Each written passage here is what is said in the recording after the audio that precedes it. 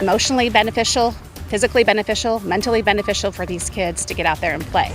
Right now at 11 o'clock, parents want to get the kids back on the playing field.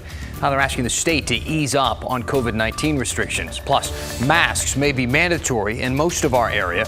But will police be enforcing these new rules? And later, adding up the damage from the riot that kicked off nearly a month of protests in Portland.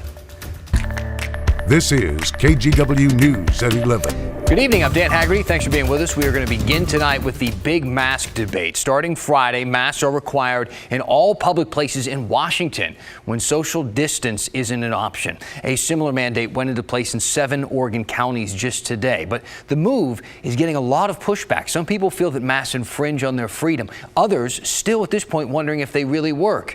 Still, of course, many people are happy to comply. But our Catherine Cook talked to some shoppers tonight and got some answers from a doctor. Blackberries and strawberries and microgreens. The spoils of a summer night at the Camas Farmers Market. It's joy not even a mask could conceal. The Smith family wore theirs to keep COVID-19 from spreading. It's a minor discomfort for me, but it shows compassion for other people. I probably won't get it, but I could be carrying it, and it's important to me to protect those who are at high risk. We want to make sure that everyone feels safe. Camas Farmers Market coordinator Tina Eifert says booths are spaced farther apart, hand sanitizer is readily available, and there are masks for those who didn't bring theirs. They would be the exception. We've had very high percentage of mask wearers in the market as it is. Most of our shoppers are very concerned about keeping their fellow shoppers safe. Health experts say wearing masks is not a waste of effort. On Wednesday, OHSU released a new evidence review on wearing masks to prevent the spread of respiratory illness, including COVID-19.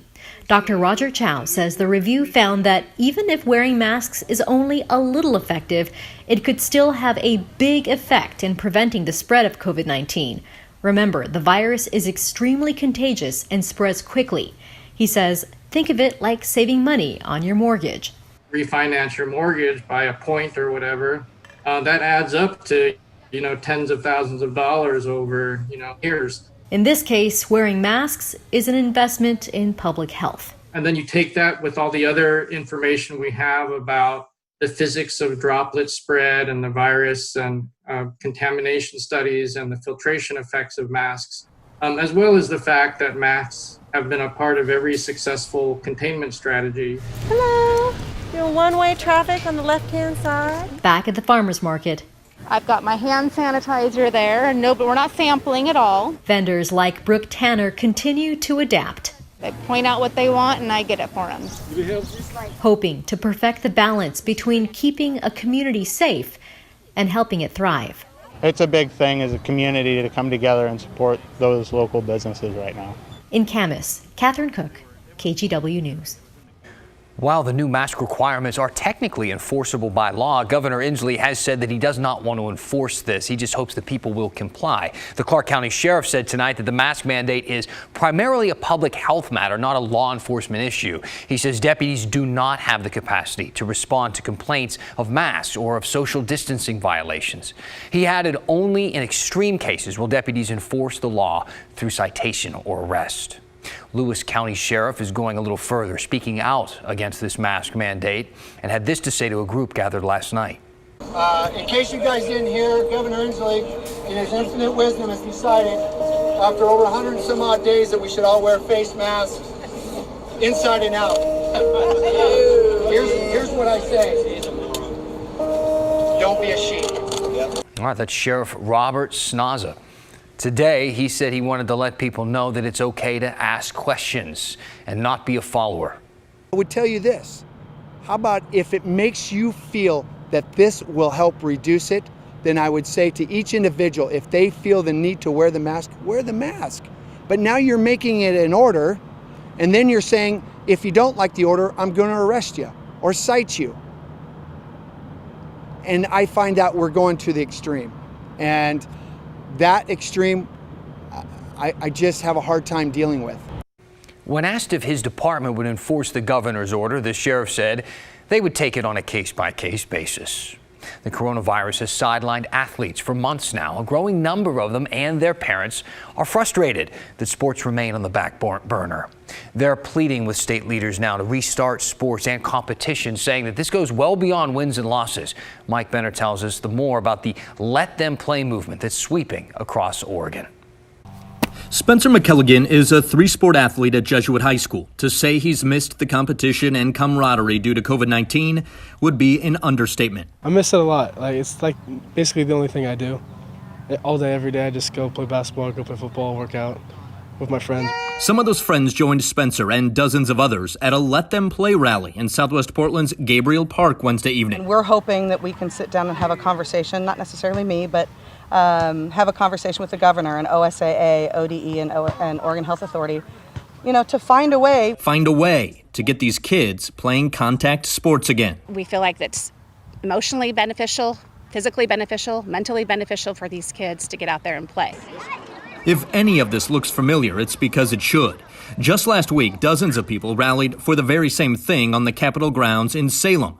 One of the organizers said this at the time. It was really important for us to bring them here, show them these are where the decisions are made, and also remind those that are making those decisions, these are real kids, and there's real negative side effects to keeping them out of their activities. Support this campaign. A sentiment echoed by the crowd at Gabriel Park just a week and a half later. Of course, state leaders have hit the pause button on sports to stop and slow the spread of COVID-19. It goes without saying this virus can spread through prolonged contact. These parents and kids understand that.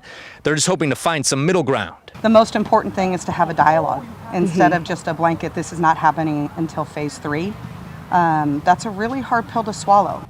It certainly has been for Spencer McKelligan, who's entering his junior year at Jesuit and simply wants to get back to the competition. It's just the best thing, honestly. It's great. We just want to be heard. In Southwest Portland, Find a way for that to change. I'm Mike Benner for KGW News. We also heard from the executive director of the Oregon School Activities Association. He says they strongly believe that athletics and activities are essential to the mental and physical well-being of all students. They're going to continue their work with the state's educational and public health leaders in advocating a safe return to participation in these sports. Developing tonight, we're learning of more coronavirus-related deaths at a Canby Senior Care Facility. 76 residents and staff at Marquee Hope Village have tested positive for the coronavirus. 9 people have died. The cases have been in the post-acute rehab center. The assisted living facility next door has not had any cases of coronavirus. Managers say that they have aggressive isolation precautions in place right now and adequate PPE for staff. Portland police have just released some surveillance video they hope can help solve a shooting from late last month. That blur right there, the car you can see driving by, was carrying 3 suspects. Moments later, you hear a series of gunshots.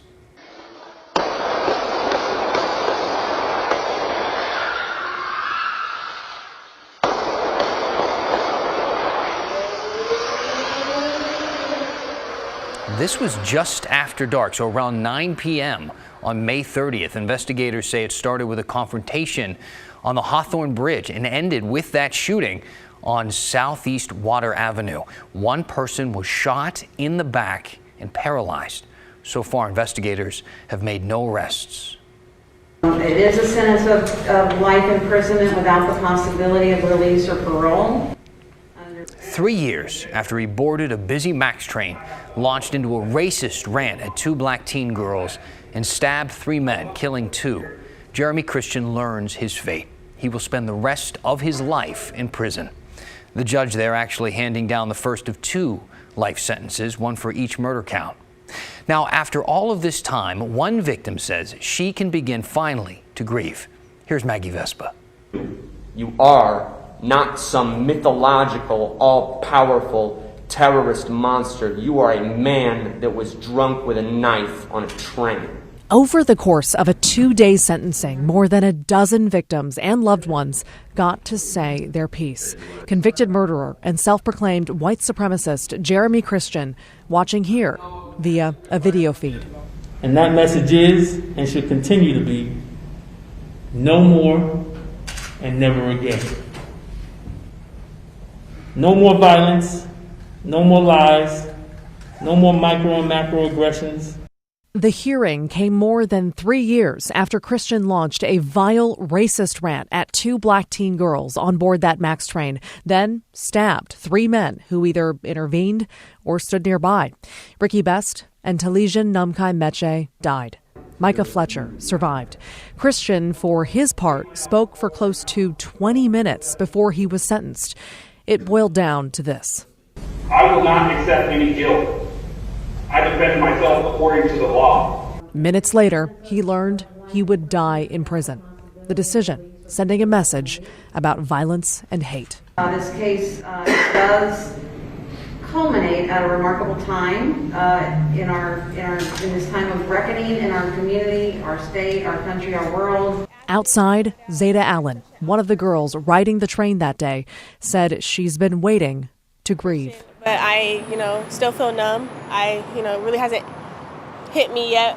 I can't wait till I get my peace and I can grieve now, and I can just move on with life. Maggie Vespa, KGW News. And new tonight, discussions of how to improve racial equality are happening all over right now, and that includes Portland strip clubs. A group of strippers rallied near 102nd and Southeast Stark today. They're calling for clubs to adopt anti-discrimination policies and add sensitivity training.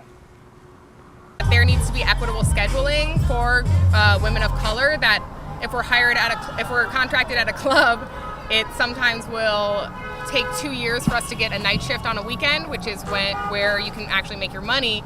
And so we're just asking for scheduling that reflects the demographics that are in Portland to give us an equal shot at survival. The group, called the Haymarket Pole Cooperative, says that they will strike and refuse to work in any club that's not implementing anti-discrimination policies.